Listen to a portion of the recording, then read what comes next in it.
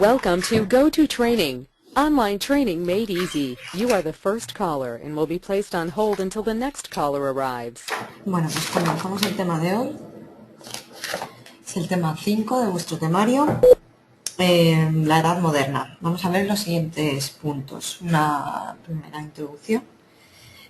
A continuación hablaremos sobre el Renacimiento y el nacimiento del Estado moderno. Un tercer punto en el que veremos las claves de la unidad hispánica de los reyes católicos. A continuación el nacimiento del capitalismo, el descubrimiento de América y su colonización, la evolución política y económica de la península ibérica, el arte y la cultura en la Edad Moderna y las reformas religiosas.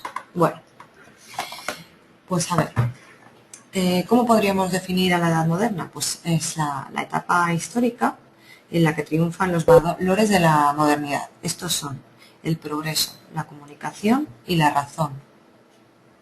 Frente al periodo anterior, al de la Edad Media, que se había identificado como una etapa oscura de aislamiento. La Edad Moderna, por tanto, lo que va a buscar una referencia en el periodo anterior a la Edad Media, o sea, es decir, la Edad Antigua o clásica. El Renacimiento. ¿A qué denominamos Renacimiento? Bueno, pues cuando nos pregunten esto en el examen, ¿cómo podríamos definir el Renacimiento? Pues sería el movimiento cultural y artístico que se extendió por toda Europa durante los siglos XV y XVI. Surgió en Italia con el nombre de Trecento, Quattrocento y Cinquecento, que respectivamente corresponden con los siglos XIII, XIV,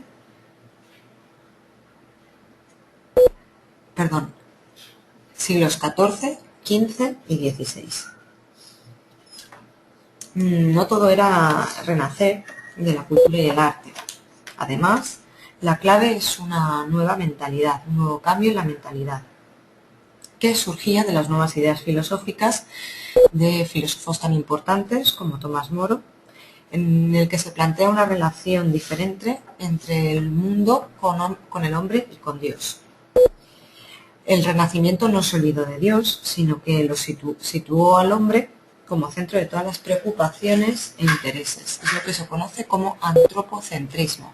Anteriormente, en la Edad Media, lo que se había mantenido era un teocentrismo, que lo que significa, como recordamos, es tener a Dios como centro de todo. Ahora pasamos a tener al hombre, todas sus preocupaciones e intereses como centro de intereses. Ese interés por el individuo derivó en un movimiento cultural e intelectual conocido como humanismo. ¿Por qué se caracterizaba este humanismo? Pues por situar al hombre como centro de todas las cosas y por la gran importancia concedida al estudio de las ciencias humanas, lo que se conoce como humanidades. Esta nueva filosofía alcanzó gran difusión a través de las universidades, que como recordamos habían surgido en las ciudades en la Baja Edad Media, cuando veíamos el tema anterior,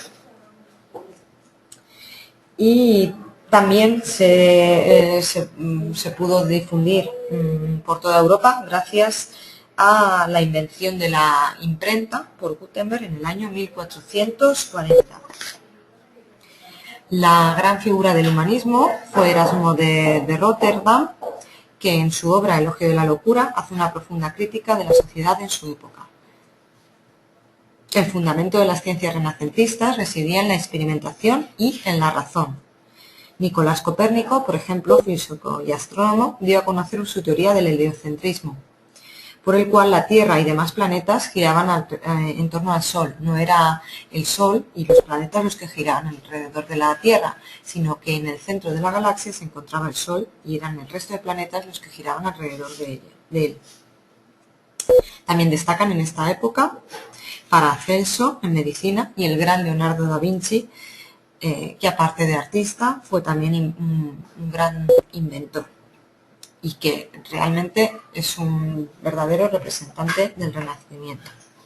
En el ámbito político destaca Maquiavelo, que fue el verdadero impulsor de las nuevas monarquías renacentistas, cuya máxima era imponerse al papado y a las noblezas feudales.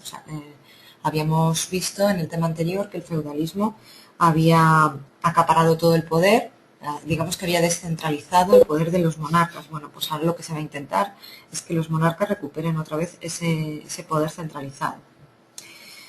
Estas nuevas monarquías van a poner en práctica los escritos del Príncipe, la obra cumbre de Maquiavelo. Estos son un ejército permanente, fuerte y mercenario, que esté al servicio del Estado. Con la invención en China de la pólvora y su expansión hacia Europa, se crea una nueva arma más destructora, la artillería. Por otro lado, la burocracia, un verdadero ejército de funcionarios al servicio de la monarquía y del Estado. La nobleza de espada, heredera de los nobles feudales y de la Edad Media, se hace ahora nobleza de toga, dotando al Estado de juristas, consejeros reales, embajadores, diplomáticos y altos funcionarios. Digamos que pasamos de la espada a las letras. Bueno, el siguiente punto que tenemos que ver es la unidad hispánica de los reyes católicos. Como podéis ver, observar en el mapa que tenéis en la página 85, a finales del siglo XV, la península ibérica estaba dividida en 5 reinos: el de Castilla, el de Aragón, Navarra, Portugal y el reino de Granada, que era musulmán. Tras las disputas civiles en los reinos de Aragón y Castilla, en 1479 se unen en matrimonio Fernando I de Aragón e Isabel I de Castilla, aportando la unión de sus respectivos reinos. Aunque cada uno de ellos sigue siendo soberano, en el suyo se da, de hecho, una federación. Son los reyes católicos. Van a imponer una monarquía autoritaria y fuerte, siguiendo los postulados del anteriormente citado Maquiavelo.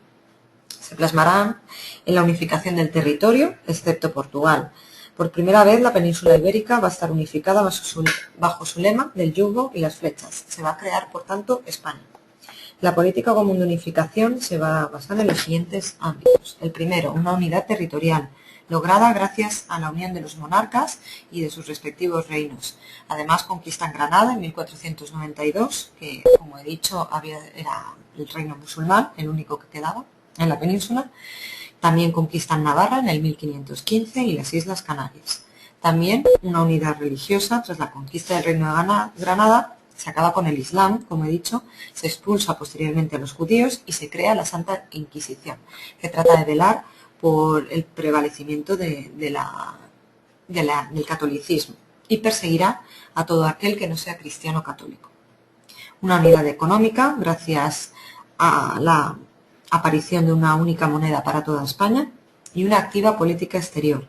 Además de las Canarias, su reino se expande por el norte de África, el Mediterráneo y sobre todo hacia el Atlántico tras el descubrimiento de América en 1492.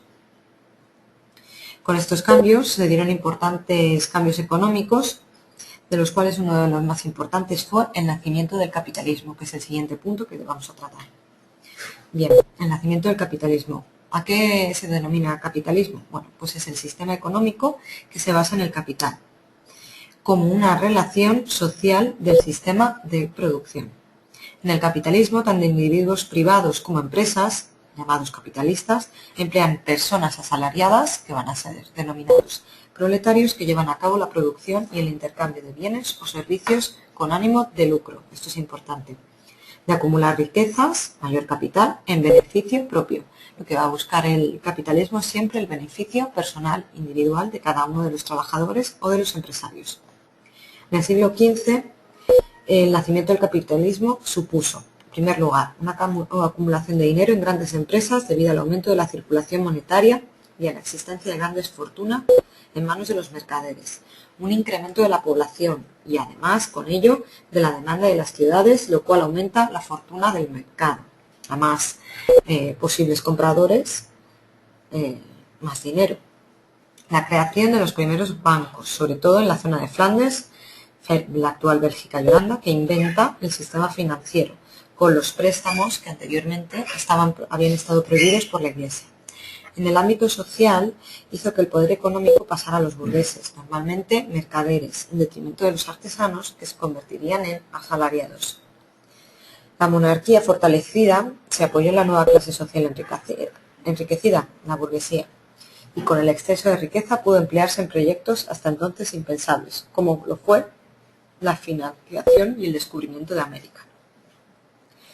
En las ciudades mercantiles, italiana, su prosperidad hizo que algunas familias nobles formaran sus propios estados, las llamadas repúblicas italianas. A modo de las antiguas polis-estado, surgen, por ejemplo, la de Florencia bajo el dominio de la familia Medici. En el siguiente siglo, las riendas del Renacimiento pasaron a Roma y Milán fue gobernada por la familia Visconti. Otra de las particularidades que se logran con el nacimiento del capitalismo, como hemos dicho, es el descubrimiento de América y su colonización. A finales del siglo XV se produjeron grandes descubrimientos geográficos por parte de los portugueses y de los castellanos, provocados por una serie de factores. ¿Cuáles son estos factores? Bueno, pues factores en primer lugar socioeconómicos. Al producirse un aumento de la población, se buscaron nuevas rutas para importar materias primas y exportar productos manufacturados y crear nuevos mercados.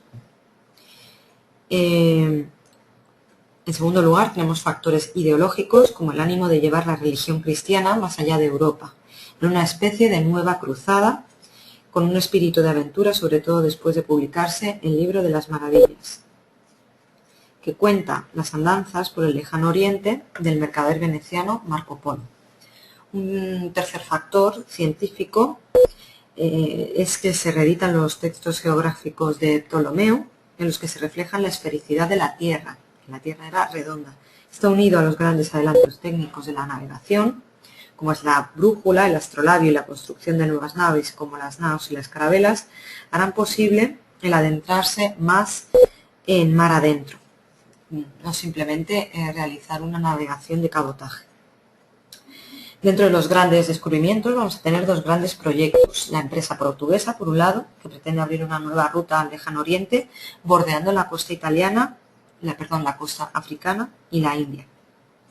Y, por otro lado, la empresa castellana, cuyo objetivo, conocida ya que la Tierra es redonda, era llegar a las Indias por occidente, es decir, navegando hacia el oeste para acortar la ruta.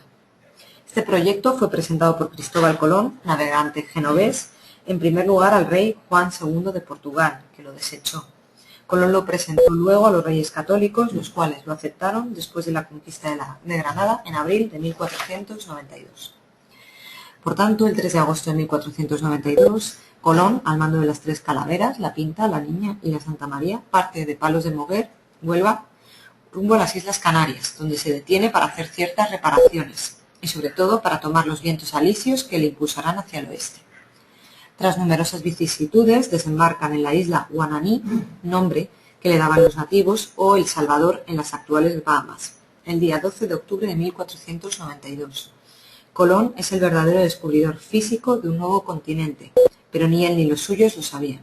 Estaban convencidos de que habían llegado a Oriente por una nueva ruta. Por ello, a los indígenas se les llamó indios.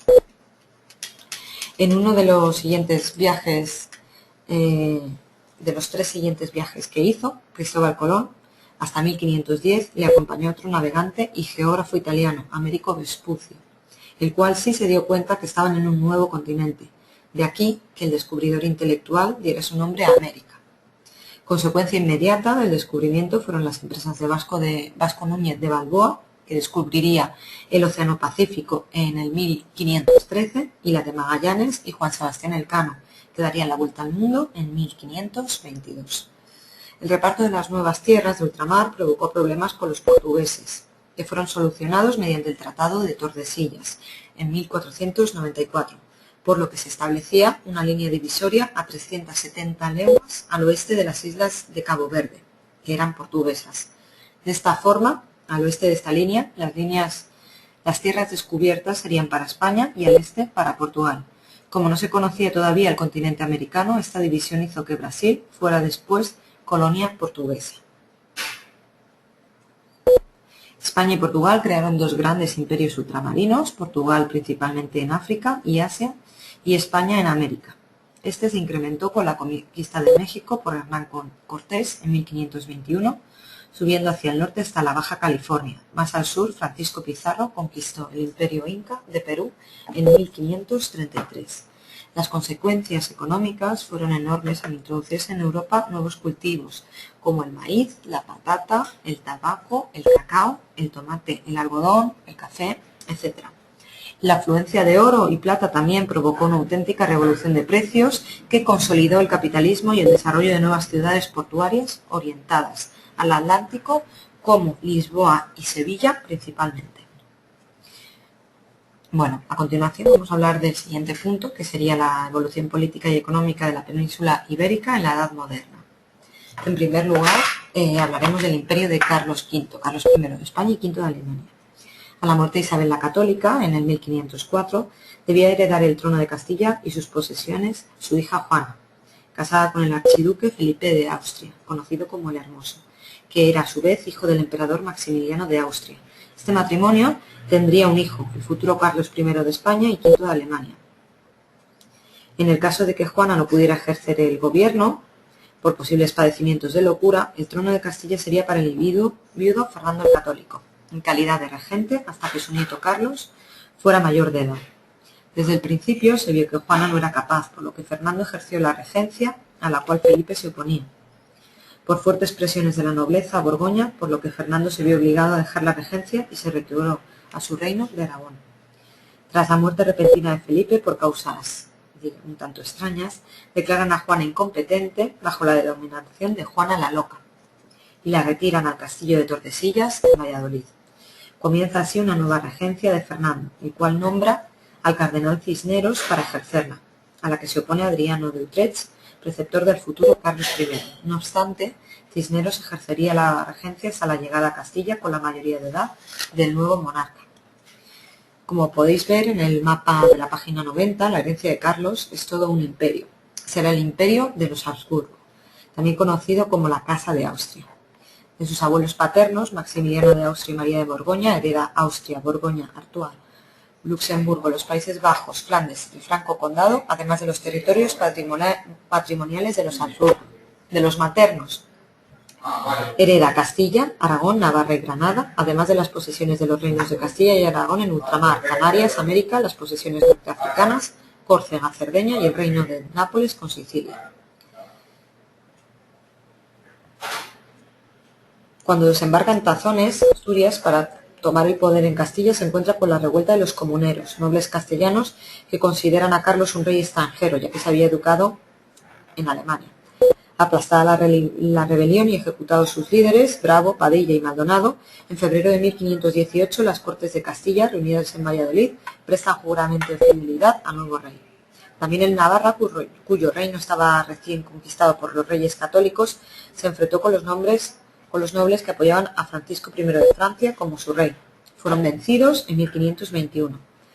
En Aragón se produjo otro conflicto conocido como las Germanias, por el que la nobleza de Valencia y Baleares se levantó en contra del monarca, acerca de viejos privilegios incumplidos. El ejército castellano acabaría con la revuelta.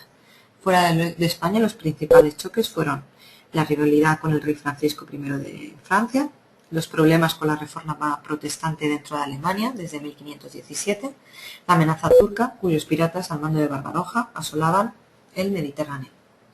En 1555, y tras 35 años de gobierno, Carlos decidió retirarse al monasterio de Yuste, en Cáceres, donde moriría 3 años después. Abdicó en su hijo, Felipe II, quien no solo heredaría el gran imperio acrecentado, sino todos los problemas en política exterior existentes de los que hemos hablado ahora. Por tanto, hablamos ahora del reinado de Felipe II, que duró desde 1555 hasta 1598. Felipe II fue rey de España, de Portugal y de Inglaterra al casarse con María I. No hereda la parte austríaca, ya que Carlos I la dona a su hermano el archiduque Fernando.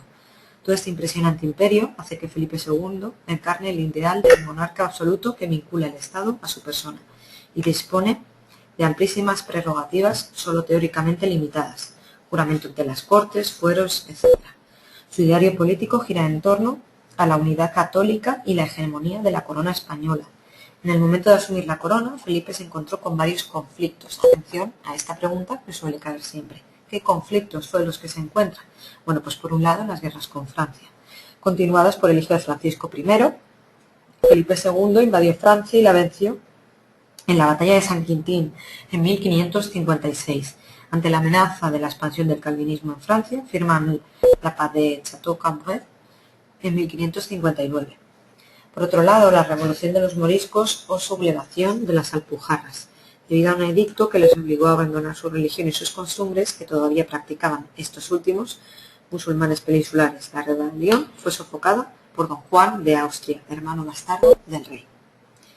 El levantamiento de los Países Bajos y Flandes, debido sobre todo a problemas religiosos. El norte, Holanda, se había convertido al luteranismo y el sur, Bélgica, permanecía católico. Tras sangrientas represiones encabezadas por el duque de Alba, el norte protestante se agrupó en la Unión de Utrecht y declaró prácticamente independiente, aceptando Felipe II la autonomía en el año 1579. También estaban las guerras con los turcos. Las tropas de Solimán el Magnífico amenazó el norte de África y el Mediterráneo, por lo que se creó la Liga Santa entre el Imperio Español y las pujantes repúblicas italianas, Florencia, Génova, Milán y Venecia. Vencieron a los turcos en la batalla de Lepanto en 1571, bajo el mando de don Juan de Austria. También estaba la guerra contra Inglaterra. Existió siempre una gran tensión con la reina Isabel I de Inglaterra, hija de Enrique VIII, que había aceptado el protestantismo en las islas, y gran defensora de la nueva religión. Además, los corsarios ingleses, Drake y Hawkins, habían comenzado una guerra de corsarios con los navíos españoles, que hacían la ruta de las Américas. Así, Felipe II se decidió a invadir Inglaterra creando una armada invencible, una flota de barcos como jamás se había conocido. Desgraciadamente, las malas condiciones atmosféricas y la habilidad de los navíos ingleses produjo la estrepitosa derrota de la Armada Invencible en 1588. Por último, el conflicto interior con Antonio Pérez y los fueros de Aragón. Antonio Pérez fue secretario de Estado de Felipe II. Procesado por diferentes delitos, se refugió en Aragón en función de derechos existentes para ser juzgado allí. Felipe II tuvo que demostrar su poderío como emperador y envió tropas para acabar con la rebelión en 1591. En los 60 años que Portugal permaneció anexionada a España, Felipe II rigió el imperio más grande conocido.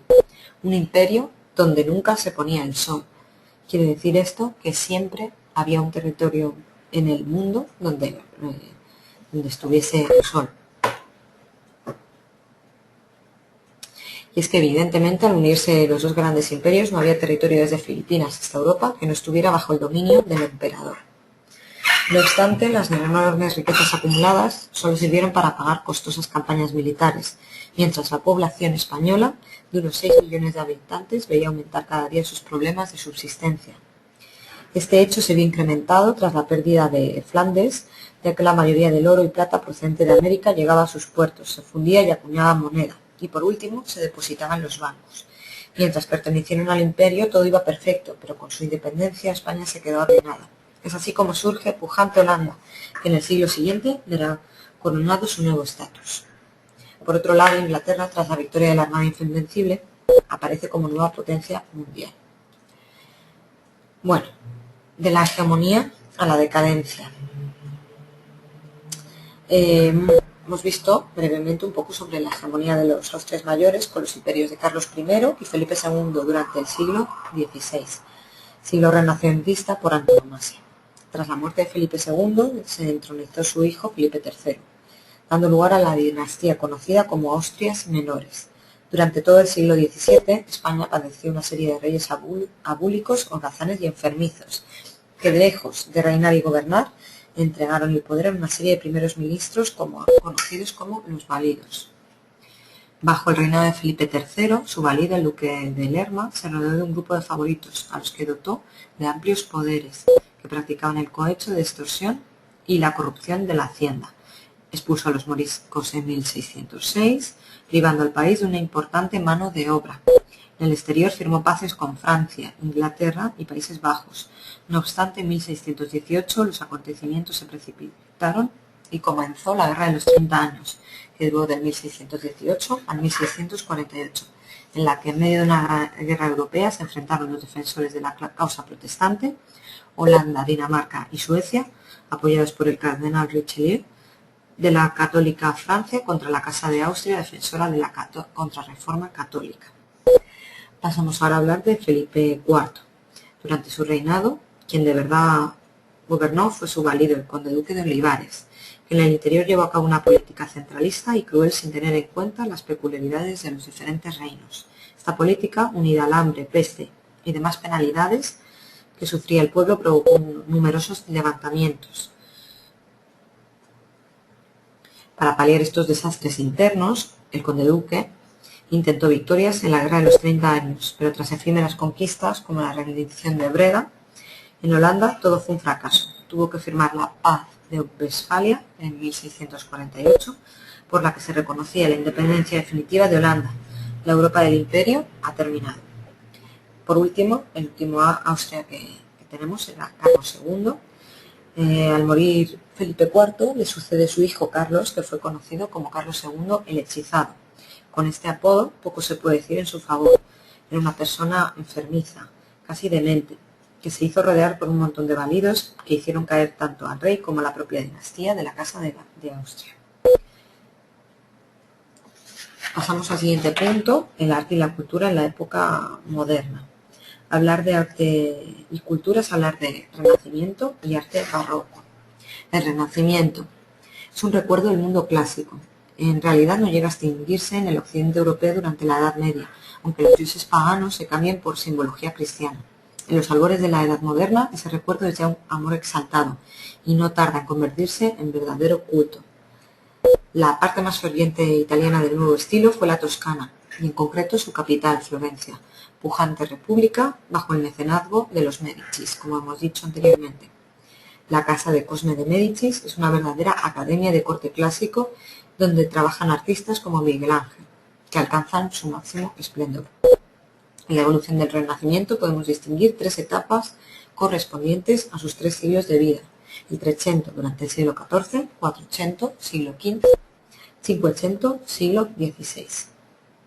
El artista que sienta las bases del nuevo estilo es el florentino Felipe Brunelleschi. Él es el que abre el capítulo de la arquitectura renacentista con la cúpula de la Catedral de Florencia, el Duomo de Nuestra Señora dei Fiori.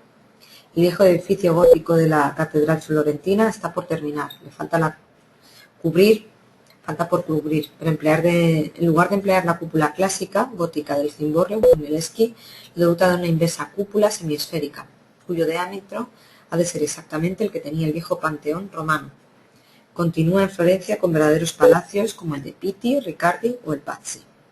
Esta verdadera revolución renacentista es, sin duda, la principal característica del Renacimiento. En la Edad Media no había los conocimientos ni los medios para crear las superficies redondas, es decir, las cúpulas.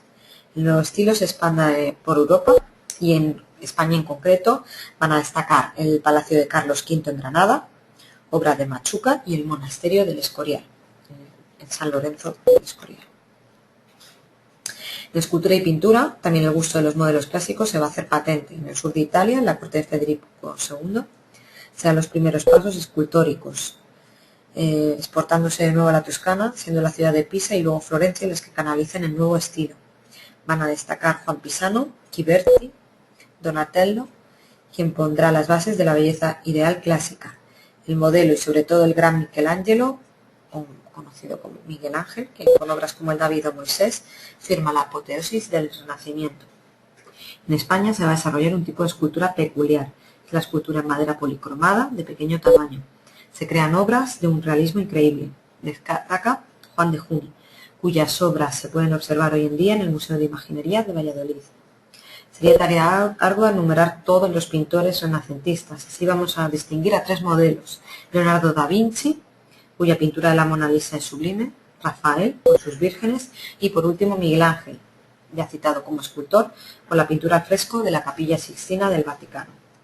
El otro arte que aparece, estilo artístico que aparece en la Edad Moderna, es el barroco. Por barroco denominamos tiene un sentido peyorativo que significa perla irregular, es decir, artificiosa. Y es que en este estilo van a predominar la decoración sobre las formas. Se ha dicho que el barroco es una degeneración del Renacimiento, que era el arte puro en sí mismo. Sin embargo, actualmente se considera el barroco, además de un arte, un movimiento cultural que se dio en Europa desde finales del siglo XVI hasta finales del siglo XVIII. Se va a dar un giro religioso en los países católicos como consecuencia de la contrarreforma católica del Concilio de Trento. Se procura fomentar la devoción, intensificando el lujo del templo y creando conjuntos lo más efectistas posibles, que creen el mayor efecto posible en los fieles. El ejemplo más claro es la creación de la columna salomónica de Bernini en el baldaquino centro del Vaticano. Es el amor por la curva. En las fachadas, los frontones, en vez de ser piramidales, son de media cúpula y todo se hace más grande, colosal. Frente a la pureza de líneas del Renacimiento, ahora lo que prima es la decoración. Va a ser Italia nuevamente la que lleve las riendas del nuevo estilo. Autores como Bernini y Borromini son los artífices por excelencia que crean las iglesias jesuitas como la de Jesús en Roma. Por otro lado, el siglo XVII fue el del racionalismo y el empirismo. El racionalismo, que defendía el predominio de la razón en el conocimiento. Grandes filósofos como Leibniz, Spinoza y sobre todo Descartes fueron defensores de este pensamiento. Por otro lado, el empirismo, que defendía la experimentación para alcanzar el conocimiento, siendo Bacon el principal empirista. La ciencia avanzó espectacularmente con científicos como Kepler, Galileo, Pascal, Torricelli, Newton, etc. La literatura conoció su siglo de oro en Francia, con Molière y Corneille, en Inglaterra con Shakespeare y en España con Cervantes, Lope de Vega, Calderón de la Barca, Góngora y Quevedo. En religión surgieron grandes pensadores derivados de la Contrarreforma, como Santa Teresa de Jesús, San Juan de la Cruz y Fray Luis de Granada. Dentro de la pintura barroca destacan el tenebrismo, en Italia con Caravaggio al frente, y su pintura veneciana de Tiepolo y Canaletto. La pintura flamenca y holandesa, una católica y la otra protestante, con autores como Rubens y Van Dyck, respectivamente. En España, al igual que en la literatura, se dio un verdadero siglo de oro en la pintura. Artistas como Zurbarán y Rivera, y sobre todo Velázquez, forman una pléyade dentro de la pintura universal. Es curioso ver cómo cuando un país se desmorona aparece lo mejor del arte y de la literatura. El último punto que vemos hoy es la reforma religiosa. A finales del siglo XV y principios del XVI, la Iglesia sufre un periodo de crisis debido a diversos factores. La ostentación de la corte papal, la compra de dignidades eclesiásticas y la acumulación de cargos para beneficiarse de las diferencias económicos salariales entre alto y bajo clero, el conocido nepotismo. El humanismo provocó una mayor crítica hacia esta situación de corrupción y muchos empezaron a ver necesaria la realización de una urgente reforma de la Iglesia. En primer lugar tenemos el luteranismo. Fue en este ambiente de corrupción cuando surgió la figura del alemán Martín Lutero. Lutero era un fraile agustino, doctor en teología y profesor de la Universidad de Wittenberg. La base de su doctrina era la justificación por la fe. Solo se salva a través de la fe, no las obras ni mucho menos las adquiridas de modo simoniaco, que se compraban. Se opuso a las bulas e indulgencias para sufragar la construcción de San Pedro del Vaticano.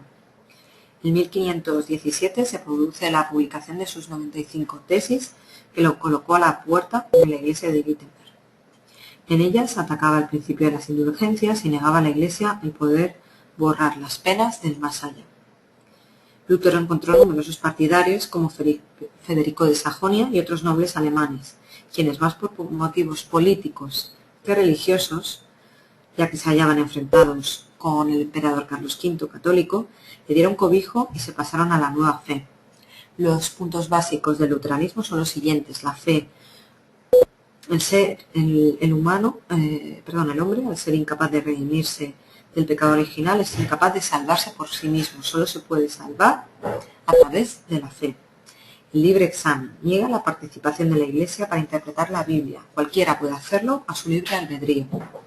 Los dos sacramentos quedan reducidos a dos: el bautismo y la Eucaristía. Los sacramentos quedan reducidos a dos: el bautismo y la Eucaristía. Se suprime el culto a la Virgen y a los santos, y se niega también la creencia en el purgatorio. Se suprime toda ostentación en los templos y la liturgia se reduce al máximo, introduciéndose en la lengua del pueblo, no en latín.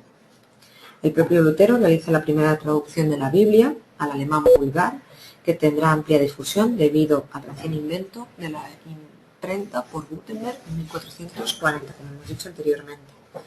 La nueva doctrina, por tanto, se propagó por Alemania con gran rapidez. Al convertirse los príncipes, lo hacían también sus súbditos. Esta súbita conversión tenía su justificación, ya que los nobles se apoderaban de los bienes de la Iglesia y se oponían a la autoridad del emperador Carlos V, que era defensor del catolicismo.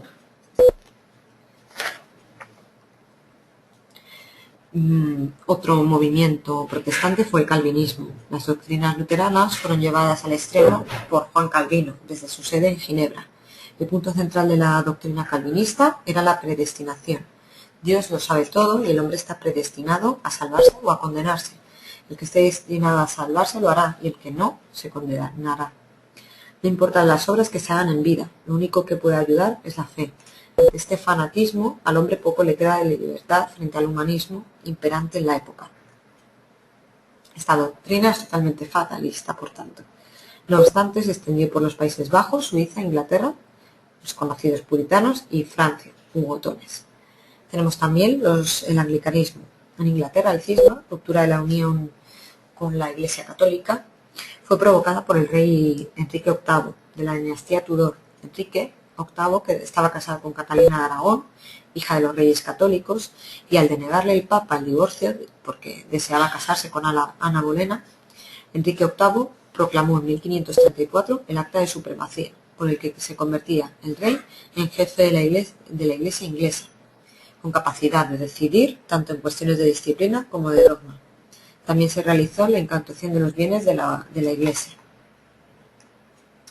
La Contrarreforma y el Concilio de Trento. Dividida la Iglesia, ésta se vio obligada a cometer una profunda reforma en su seno para solucionar la crisis. Esta reforma se le conoce como Contrarreforma. Su principal instrumento fue el Concilio de Trento en 1545 en el norte de Italia. Esta asamblea fijó el dogma, restableció la disciplina, consiguiendo el triunfo de la Iglesia Católica frente al brusco cambio que sufrió la sociedad en el paso de la Edad Media a la modernidad. Se reafirmó el dogma católico frente al protestante, se consolidó el valor de las bulas y el purgatorio, el celibato del clero, el culto a la Virgen y a los santos, es decir, todo lo que había negado Lutero, los 7 sacramentos, la necesidad de las buenas obras y el latín como lengua eclesiástica. Se estableció una única versión de la Biblia, la Vulgata, se reafirmó la autoridad del Papa, se suprimió la acumulación de cargos eclesiásticos y se obligó a obispos y abades a residir en sus diócesis y abadías, y se crearon seminarios para instituir al clero. La orden más vinculada con esta reforma es la de los jesuitas, fundada en 1534 por San Ignacio de Loyola.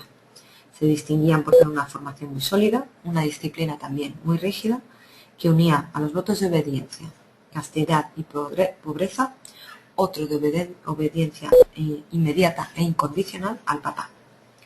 Los jesuitas se propusieron como objetivo principal el restablecimiento del espíritu católico y la propagación de la fe por las tierras de América y Asia. Bueno, pues con esto acabamos por hoy. Os voy a dejar un PowerPoint sobre este tema para que podáis echarle un vistazo, en el que se resume más o menos lo más importante de este tema. No obstante, habría que pasar un poco a echarle un vistazo a todo el tema y os recomiendo que escuchéis la clase de hoy. Bueno, sin más, os dejo hasta la próxima semana. Adiós.